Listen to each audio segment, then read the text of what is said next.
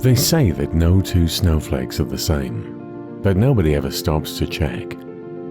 Above the academy blew great billows of them, whipping around the corners of the dark building as if to emphasize the structure's harsh lines. Mount Caden, Gallifrey's highest peak, extended to the fringes of the planet's atmosphere, and the Prydonian Academy stood far up its slopes. From within the fortress, chanting could be heard, as young Time Lords were instructed in the rigors to which biology had made them heir. Trains of scarlet-robed acolytes made their way about the towers in endless recollection of protocols and procedures. From the courtyard came the sound of mathematical drill, as instructors demanded instant answers to complex temporal induction problems. In high towers, certain special pupils were being taught darker things. But behind the academy, somebody was tending a flower. The bloom was a tiny yellow blossom, sheltering in a crack in the grey-green mountainside. Near it stood a blasted tree, and under the tree sat a robed figure, regarding the flower. It was just a simple bloom, but hardy.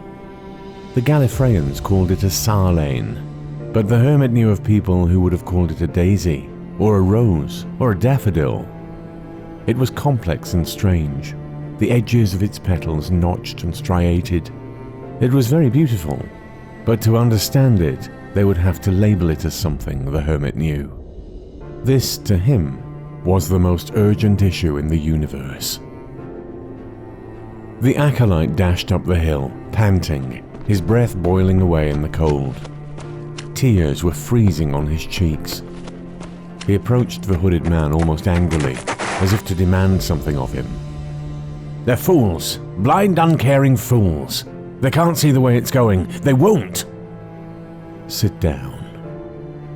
Calming himself and wiping his face on the cuff of his robe, the acolyte sat and bowed to the dark figure.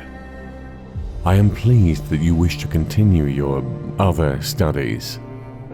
Have you prepared the verse?" "I have. I have fasted for 3 days and 3 nights. I have made supplication to the powers you named. I was discovered." "They will not punish you." "I don't understand much of what I've written." "Of course. That's the point. Much of it you are too young to remember. Read." So, shivering in the breeze and the billow of time, the acolyte began to do so. The head beneath the hood nodded, one eye glinting from the darkness.